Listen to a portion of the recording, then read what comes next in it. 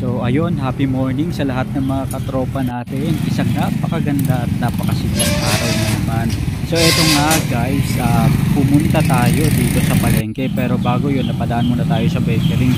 Etong palengke na to guys, dito namimili yung mga nagtitinda sa kalye. Tulad na lang netong katropa natin na to, isa sa mga nagtitinda ng mga masarap na kakanin. Dito pala siya namimili. Naku, nakasabay ko pa.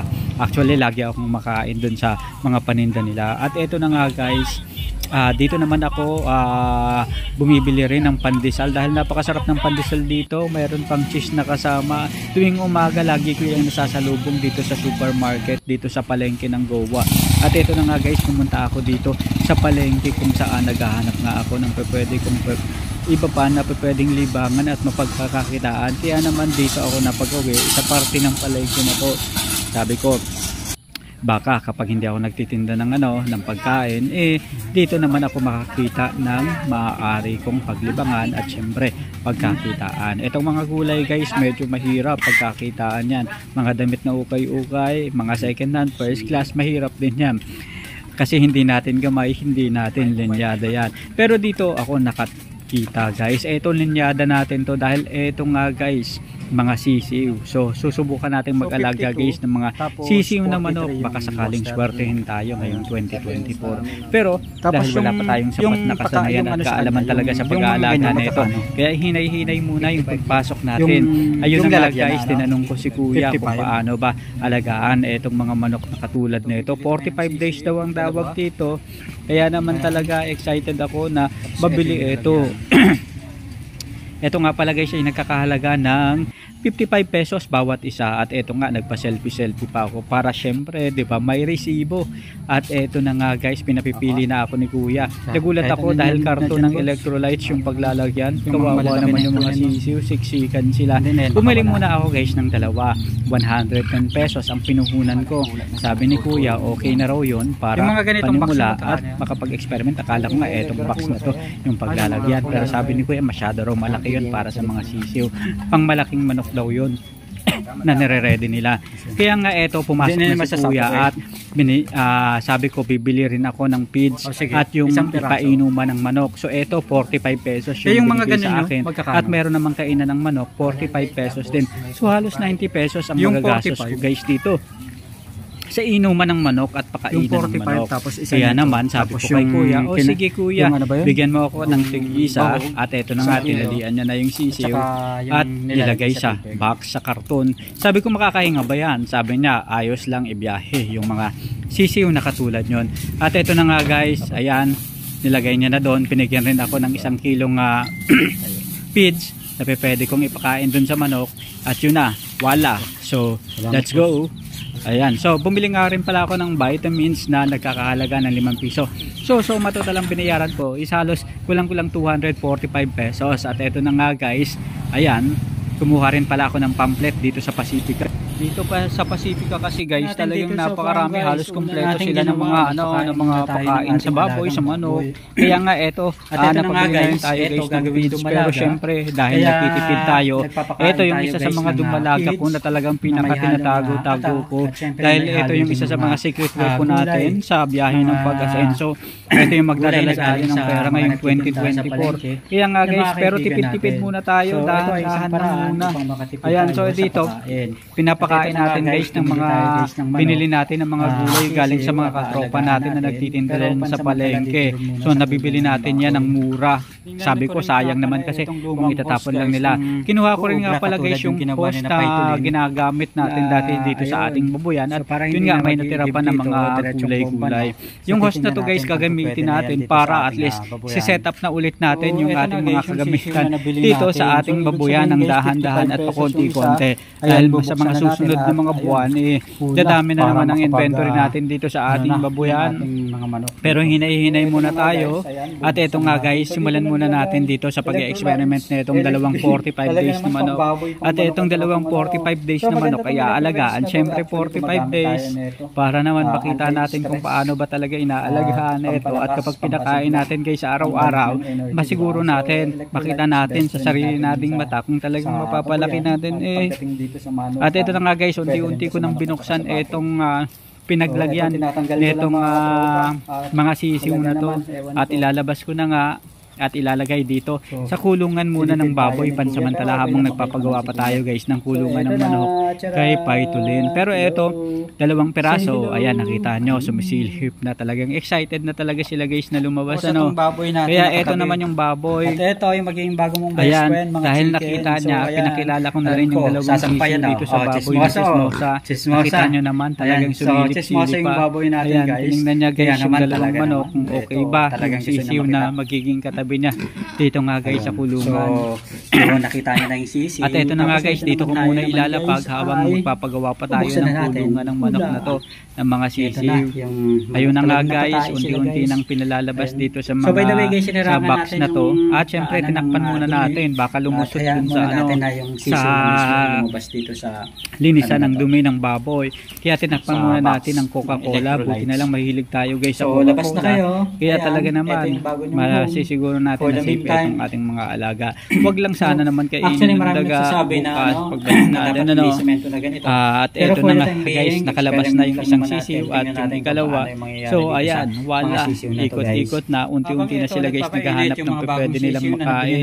Pero since nakabili naman tayo guys ng feeds, ayun, hindi tayo namang problema dahil alam natin may papakain tayo dito sa mga sisiw na to. Pero etong sa mga baboy na to, kung nakikita nyo talagang nagtitipid tayo, pero ayos lang, kayang-kaya naman nating supportahan flex lang natin yung mga binili pa natin ngayong araw na ito na nga guys, yung mga pinamili ko kanina. Magkano ba ito? Ayan, 45 pesos. set up ko na para at least magamit natin. Tapos ito, 45 pesos din para sa mga at ito na nga guys, nilabas ko na yung pakainan ng manok, nilabas ko na yung painuman ng manok, at ito, ilalabas ko na rin guys yung feeds parang may 40 kasamang plus din vitamins yata na to 5 guys at 10 pesos naman na. Itong vitamins yung na nilalagay 5 piso naman guys. sa ating Napakamura na to kung titingnan natin guys. Pwede rin tayo guys gumamit ng kasi nga guys talagang kung bibili ka ng napaka tubig yung mga nasa lalagyan talaga sigurado mahal yun. At ito na nga guys, may isa pa tayong secret weapon. So 5 grams 4 liters. Nakita ko at narinig sa mga katropa na gumagamit na sila guys ng Bitmin Pro. Ang Bitmin Pro ay isa sa mga bagay na ginagamit nila sa kanilang mga alaga. So pwede guys ito sa baboy at saka sa manok. So sa kabilang farm meron ng mga 5 grams na ito guys is pwede nang ihalo sa 4 liters ng tubig. Ang 4 liters ng tubig, syempre apat na soft drink siya na malalaki. At ito na nga guys, unti-unti ko nang nilalagay. Since maliit lang naman itong lalagyan natin, kahit konting kutsarita lang, to pwede na guys kahit wala pang 5 grams. Ayun, ito na nga nilagay ko. At ito na rin guys yung ipapainom natin sa manok. Ginagamit rin nga pala natin ito guys sa ating baboy para at least makita naman natin na laging effective etong ating mga alaga. At ito na nga guys, ang kagandahan dito guys, napaka-kompleto na nitong Bitmin Pro na to. Mayroong mga probiotics, may electrolytes, kompleto rin to, may energy enhancer, mayroong growth enhancer, which is kailangan ng manok natin guys para talagang tuluyang lumaki sila. At meron din itong anti-stress enhancer kung saan makakatulong ito para at least hindi ma-stress ang ating mga alaga. So pwede to sa iba't ibang klase ng hayop, sa baboy, sa manok, sa baka, kambing, mga kalapati at kung ano-ano pa. Kaya naman talaga yung mga katropa natin talagang ito yung nakikita natin guys, kasi ito may electrolytes na may multivitamins, talagang gumagamit rin ito, lalong-lalo na yung mga related sa probiotics. Mayroon din ito guys anti-stress at sa mga livestock, sa mga babuyan, mga lupan, at pag-aalaga ng mga pigeons at kung ano-ano pa. Kaya naman tayo tiwala rin guys na gumamit nito dahil nakita naman natin na effective talaga ito at talagang nakikita natin yung resulta sa katawan ng ating mga alaga. Kaya naman hindi ako nag-aatubili na okay, gamitin ko na nga ito para at least talagang masiguro ko na lalaki itong mga alaga ko kahit konti lang, di ba? So mas maganda guys magsimula muna tayo sa maliit tapos saka natin paramihin, palakihin ng palakihin. Wala namang problema guys kung magsisimula sa maliit mas maganda nga yun para at least matiyak natin at masubaybayan natin yung paglakihan ng ating mga alaga. Maliban dyan, kung wala pa tayong sapat na kasanayan, karanasan, mas magiging effective para sa atin, hindi tayo magagastos ng todo-todo. Mas makikita natin kung magkano talaga yung puhunan na dapat natin ilaan. Kung sakaling mag-decide na tayo guys na palakihin ang ating negosyo. Pero for the meantime guys, talagang dito muna tayo magsimula sa maliit, lalong-lalo na dito sa pagmamanok. Alam naman natin guys na hindi biro na maglabas ng puhunan ngayon. At syempre, para malaman rin natin guys yung resulta sa pinapakawalan natin na pera. Dahil hindi biro guys, naranasan natin, hindi biro na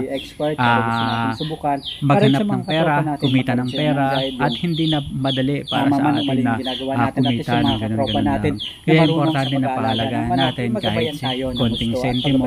So dapat yung pinagkakagastosan natin, nakikita natin guys yung resulta. Kaya naman, isa ito, Bitmin Pro, na talagang ginagamit natin dito sa ating manukan. Ito yung Bitmin Pro, ito yung nilagay natin na Bitmin Pro para sa inumin ng mga manok. At ito nga guys, maglalagay naman tayo ng ating ipapakain sa mga manok. Ayan, para dinner time. Talaga naman na, sulit. So, kahit konting-konti lang yung ipakain nyo. Ayan. So, eto na. At titingnan nga natin kung paano ang magiging reaction ng mga manok. Bagong bili natin to sa palengke, dyan sa bayan ng Goa. At nabili natin nga guys ng tig 55 pesos bawat isa. Mahal na pala, no? So 110, tapos mabibenta lang ng 280, di ba? Ayun, so tingnan natin guys kung paano natin mapapalaki to in 45 days. So day 1 ngayon ng pag-aalaga natin. Ayun. Guys, ilagay muna natin to dito sa sa mga manok na alaga. At ito na nga guys. So ito. So dito muna natin siya ipatong. Ayun. Kasunod, huwag kayong magtaka, hindi po ito juice. Ito po ay vitamins na Bitmin Pro para sa mga alagang manok. At pwede rin guys sa mga baboy. So pwede natin tong ilagay dito para at least yung ating mga alagang manok makakain. At ayun na nga, wala. So yun,